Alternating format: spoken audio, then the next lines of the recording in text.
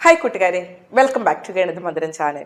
ഇന്ന് ഞാൻ വന്നിരിക്കുന്നത് 6ാം ക്ലാസ്സിലെ ഒരു ഭിന്നം പല രൂപം വൺ ഫ്രാക്ഷൻ മെനി ഫോംസ് എന്ന പാഠഭാഗത്തിലെ ചില പ്രവർത്തനങ്ങളുമായിട്ടാണ്. അപ്പം എന്തൊക്കെയാണ് പ്രവർത്തനങ്ങൾ നമുക്കൊന്ന് നോക്കാം അല്ലേ. നമുക്ക് പേജ് നമ്പർ 26 ഒരു ടേബിൾ തന്നിട്ടുണ്ട്. Now can you fill up the following table by multiplying the numerator and denominator by a number.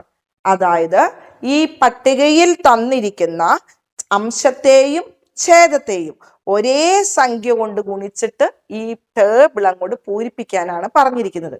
അപ്പൊ അതിന്റെ മുകളിൽ ഒരു ഗ്രീൻ കളറിലുള്ളത് നിങ്ങൾ എല്ലാവരും നോട്ട്ബുക്കിൽ എഴുതിയിട്ടുണ്ടാവും. ഞാനൊന്ന് വായിക്കാം. Multiplying the numerator and denominator of a fraction by the same natural number gives a form of the same fraction. അതായത് ഏത് ഭിന്നസംഖ്യയുടെയും അംശത്തെയും ഛേദത്തെയും ഒരേ എണ്ണൽ സംഖ്യ കൊണ്ട് ഗുണിച്ചാൽ ആ ഭിന്നസംഖ്യയുടെ തന്നെ മറ്റൊരു രൂപമാകും. ഇപ്പൊ ഈ ടേബിള് നോക്കുക. ഫ്രാക്ഷൻ ഭിന്നുണ്ട്, ഗുണിക്കുന്ന സംഖ്യ, അംശം, ഛേദം, മറ്റൊരു രൂപം. ഇത് നമുക്ക് ടേബിൾ തന്നിട്ടുണ്ട് 2/3. ഈ ഒരു വരി മുഴുവൻ പൂരിപ്പിച്ചിട്ടുണ്ട്. ഇവിടെ 2/3 മൾട്ടിപ്ലയർ, അതായത് ഗുണിക്കുന്ന സംഖ്യ എന്ന് പറയുന്നത് 4ആണ്. അപ്പം 2നെ 4 കൊണ്ട് ഗുണിച്ചാൽ ന്യൂമറേറ്റർ അംശം കിട്ടും 8, 3നെ 4 കൊണ്ട് ഗുണിച്ചാൽ ഛേദം കിട്ടും 12. അപ്പൊ 2/3 മറ്റൊരു രൂപമാണ് 8/12 എന്ന് പറയുന്നത്. അപ്പൊ ചെറിയൊരു ഐഡിയ കിട്ടിയിട്ടുണ്ടാവും. ഇനി നമുക്ക് അടുത്തത് നോക്കാം. 2/3 ഗുണിക്കുന്ന സംഖ്യ 6ആണ്. അപ്പൊ നമുക്ക് അംശം കിട്ടാൻ എന്ത് ചെയ്യണം? ഈ അംശത്തെ 6 കൊണ്ട് ഗുണിക്കുക. 2 6 എത്രയാ വരിക? 12 വരുന്നത്. ഇനി ഛേദം കിട്ടാൻ 3 6 18 വരുന്നത്. അങ്ങനെയാണെങ്കിൽ 2/3 മറ്റൊരു രൂപമാണ് 12/18. ചെറിയൊരു ഐഡിയ കിട്ടിയില്ലേ? ഇനി അടുത്ത നോക്കാം. 3/4. പക്ഷെ ഇവിടെ ഗുണിക്കുന്ന സംഖ്യ ഏതാണ് തന്നിട്ടില്ല. ഇവിടെ ഛേദം തന്നിട്ടുണ്ട് 12. അപ്പൊ ഒരു ചോദ്യം തരുമ്പോ എന്താണ് കണ്ടുപിടിക്കേണ്ടത്? അതിനെന്തെല്ലാം തന്നിട്ടുണ്ട്. അപ്പൊ ഇവിടെ നമുക്ക് കണ്ടുപിടിക്കേണ്ടത് അംശം കണ്ടുപിടിക്കണം, ഗുണിക്കുന്ന സംഖ്യ കണ്ടുപിടിക്കണം, മറ്റൊരു രൂപവും കണ്ടെത്തണം. ആകെ നമുക്ക് തന്നിരിക്കുന്നത് ഈ 12 മാത്രമാണ്. നമ്മൾ നോക്കുക. 4ഉം 12ഉം തമ്മിൽ നിങ്ങൾ നോക്കുക, കണക്ട് ചെയ്യാം. 4നെ എത്ര കൊണ്ട് ഗുണിച്ചാലാണ് 12 കിട്ടുക? എത്ര കൊണ്ട് ഗുണിച്ചാലാണ്? 3. അപ്പൊ ഗുണിക്കുന്ന സംഖ്യ നമുക്ക് കിട്ടി 3. 4 3 12. അപ്പൊ അംശം കിട്ടാൻ 3 3 9 വരുന്നത്. ഓക്കെ ആയോ? ഇനി അടുത്ത് നോക്കൂ. 3/4. ഇവിടെ പൂരിപ്പിച്ചിട്ടില്ല. അപ്പൊ നമുക്ക് ഈ 3/4 ഭിന്നസംഖ്യ. അതിന്റെ മറ്റൊരു രൂപം എന്ന് പറയുന്നത് 9/12. ഇനി അടുത്ത നോക്കുക. ഇവിടെ 3/4 തന്നിട്ടുണ്ട്. ഇവിടെ തന്നിരിക്കുന്നത് അംശമാണ് 12. അപ്പൊ 3ഉം 12ഉം തമ്മിലുള്ള കണക്ഷൻ, 3നെ 4 കൊണ്ട് ഗുണിക്കുമ്പോഴാണ് 12 കിട്ടുക. അപ്പൊ 4ആണ് ഗുണിക്കുന്ന സംഖ്യ. അപ്പൊ 4നെ 4 കൊണ്ട് ഗുണിക്കുമ്പോൾ എന്ത് കിട്ടുന്നു? ഛേദം കിട്ടുന്നു. മനസ്സിലായില്ലേ? ഇനി ഇവിടെ നോക്കുക. അപ്പൊ നമുക്ക് ആ ഭിന്നസംഖ്യ എഴുതണം. 3/4 തന്നെയാണ്. അതിന്റെ മറ്റൊരു രൂപമാണ് എന്ത്? 12/16. ഇനി നിങ്ങൾ ഇവിടെ നോക്കിയാൽ മറ്റൊരു രസകരമായ വസ്തുത ഇതിനകത്തുനിന്ന് നമുക്ക് കണ്ടെത്താൻ പറ്റും. നോക്കൂ.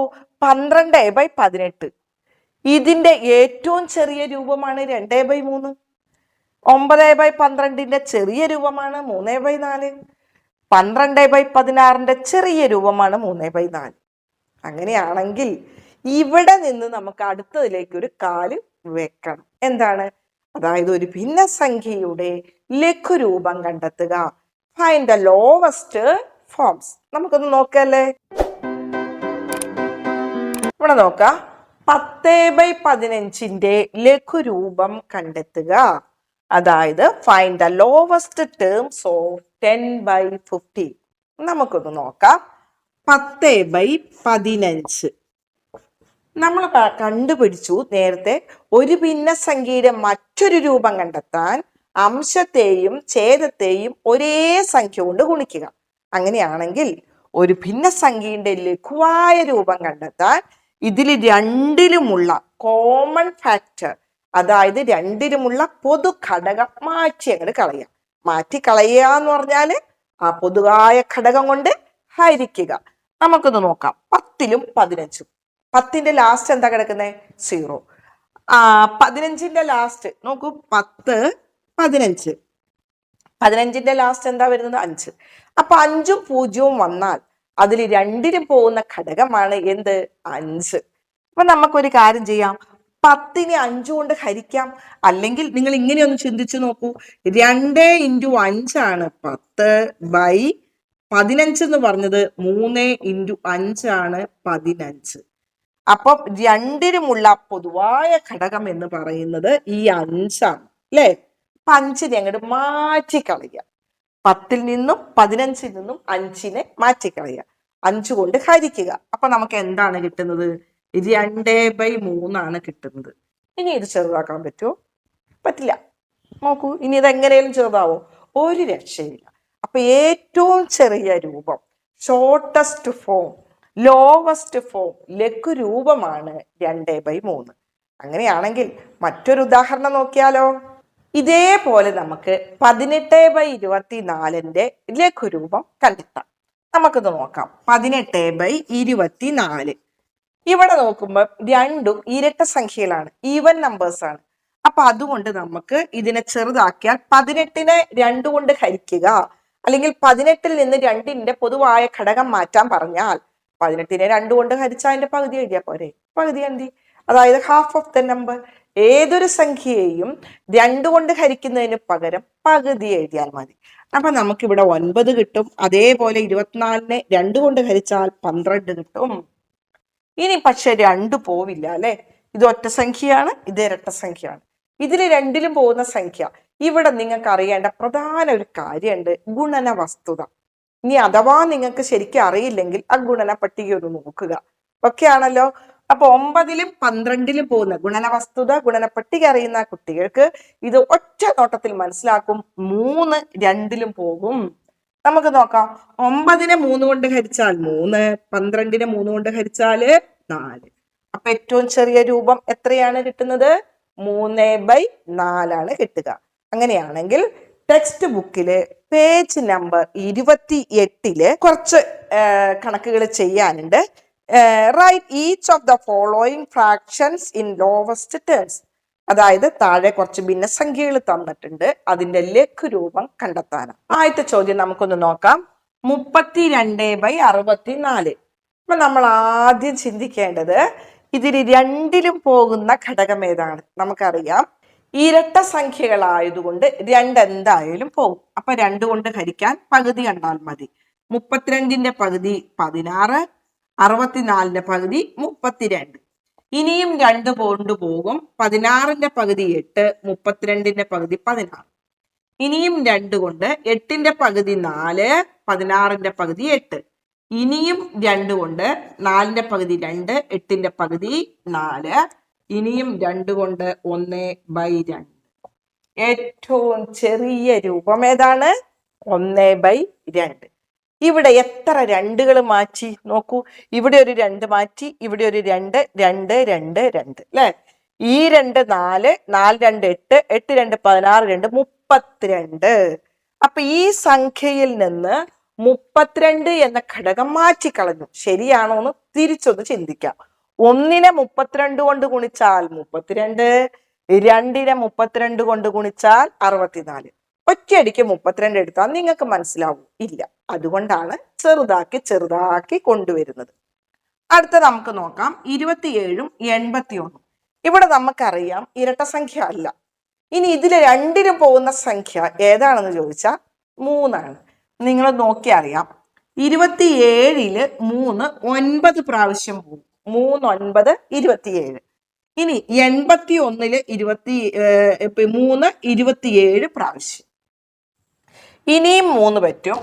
3 3 ആണ് 9, 3 9 27. ഇനിയും നമുക്ക് ഇതിൽ നിന്ന് 3 മാറ്റി കളയാം. 3 1 3 3, 3 3 9. നോക്കാം. 3 3 9 3 27. നോക്കൂ, 1നെ 27 കൊണ്ട് ഗുണിച്ചാൽ 27, 3നെ 27 കൊണ്ട് ഗുണിച്ചാൽ 81. ഒറ്റയടിക്ക് 27 മാറ്റുന്നതിന് പകരം പിന്നെ നമ്മൾ 3 കൊണ്ട് ചെറുതാക്കി കൊണ്ടുവന്നു. അപ്പൊ ഏറ്റവും ചെറിയ രൂപം 1/3. ഇനി അടുത്തത് 30/45. 0ഉം 5ഉം വന്നാൽ നമുക്ക് ഒട്ടും ശങ്കിക്കേണ്ട. എന്തെടുക്കാം? 5ആണ് പൊതുവായിട്ടുള്ള ഘടകം വരിക. അപ്പൊ 5 30ൽ നിന്ന് മാറ്റിയാൽ 5 6 30, 5 9 45. ഇനി നോക്കൂ, 6ഉം 9ഉം ഏത് പോവും? 3 പോവും അല്ലേ? അപ്പൊ അതിൽ പൊതുവായിട്ട് ഒരു ഘടകം കൂടി ഉണ്ട്, 3. അപ്പൊ നമുക്ക് 3 2 6, 3 3 9. അപ്പൊ നമ്മൾ ഇതിൽ മാറ്റിക്കളഞ്ഞത് ഇവിടെ ഒരു 3ഉം ഇവിടെ ഒരു 5ഉം, ആകെ 15 മാറ്റിക്കളഞ്ഞു. നോക്കാം, 2 15 30, 3 15 45. ഓക്കെ ആയില്ലേ? ഇനി അടുത്തത് ഇവിടെ 12ആണ്, 21. ഉടൻ നമ്മുടെ മനസ്സിലേക്ക് ഓടി വന്നു പൊതുവായ ഘടകം 1 3 ഉണ്ട്. അപ്പൊ നമുക്ക് 3 മാറ്റിക്കളയാം. ആദ്യം 3 4 12, 3 7 21. ഇനി ഉണ്ടോ ചെറുതാക്കാൻ? ഇല്ല, തീർന്നു. ഇത്രയേ ഉള്ളൂ. അപ്പൊ അതുകൊണ്ട് ഇത് ഏറ്റവും ചെറിയ രൂപമായി. ഇനി അടുത്തത് 45ഉം 54ഉം. ഇവിടെ നമുക്ക് നോക്കിക്കഴിഞ്ഞാല് 45ലും 54ലും പോകുന്ന സംഖ്യ 9 കൊണ്ട് പറ്റൂല്ലേ? ഉടൻ നമ്മുടെ മനസ്സിലേക്ക് ഓടി വന്നു 9. 9 5 45, 9 6 54. ഇനി ഏതെങ്കിലും പോവോ? ഇല്ല, ഒറ്റയടിക്ക് കിട്ടി ഇല്ലേ? അതല്ലെങ്കിൽ നമുക്ക് എഴുതാം, 45നെ 3 കൊണ്ട് ഹരിച്ചാൽ 15 കിട്ടും, 54നെ 3 കൊണ്ട് ഹരിച്ചാൽ 18 കിട്ടും. വീണ്ടും 3 കൊണ്ട് 15നെ 3, 15ൽ നിന്ന് 3 അങ്ങോട്ട് മാറ്റിക്കളഞ്ഞാൽ, ഘടകം മാറ്റിയാൽ 5 കിട്ടും. 18ൽ നിന്ന് 3 എന്ന ഘടകം മാറ്റിക്കളഞ്ഞാൽ 6 കിട്ടും. അപ്പോഴും നമുക്ക് എന്ത് തന്നെ കിട്ടുന്നു? 5/6 തന്നെ കിട്ടുന്നു. അപ്പൊ കൂട്ടുകാർക്ക് മനസ്സിലായിട്ടുണ്ട് എന്ന് കരുതുന്നു. അപ്പൊ നമുക്കറിയാം, ഈ ഭിന്നസംഖ്യ എന്ന പാഠഭാഗം വളരെ പ്രധാനപ്പെട്ടതാണ്. 6ല് ന്യൂമാത്സ് എന്നുള്ള എക്സാം വരുന്നുണ്ട്. കഴിഞ്ഞ കൊല്ലം നടന്നിട്ടില്ല, ഇപ്രാവശ്യം ഉണ്ടെന്നാണ് അറിഞ്ഞത്. അപ്പൊ അതിനുവേണ്ടി നിങ്ങൾ തയ്യാറെടുക്കണമെങ്കിൽ ഈ പാഠഭാഗം ഒഴിവാക്കാൻ പറ്റില്ല. പിന്നെ നിങ്ങൾക്ക് അടുത്ത കൊല്ലം USSന്റെ എക്സാം നടക്കുന്നുണ്ട്. തന്നെയല്ല, നിങ്ങളുടെ ടേം എക്സാമിനൊക്കെ നിങ്ങൾക്ക് ഇത് ആവശ്യമാണ്. അപ്പൊ അതുകൊണ്ട് ഈ പാഠഭാഗം മാറ്റി നിർത്തിയിട്ട് മുന്നോട്ട് പോകല് നടക്കില്ല. ഈ പാഠഭാഗത്തെ കൂടെ കൂട്ടുകയേ നിവൃത്തിയുള്ളൂ. അപ്പൊ നമുക്ക് ഈ പാഠഭാഗത്തെ കൂടെ കൂട്ടിക്കൊണ്ട് നമുക്ക് മുന്നേറാം. അപ്പൊ ഈ പാഠഭാഗത്തിൽ ഇനിയും പ്രവർത്തനങ്ങളുണ്ട് അല്ലേ? അപ്പൊ അടുത്ത പ്രവർത്തനങ്ങളുമായിട്ട് അടുത്ത വീഡിയോയിൽ നമ്മൾ തമ്മിൽ കണ്ടുമുട്ടുന്നവരെ, ലവ് യു ഓൾ, ബൈ.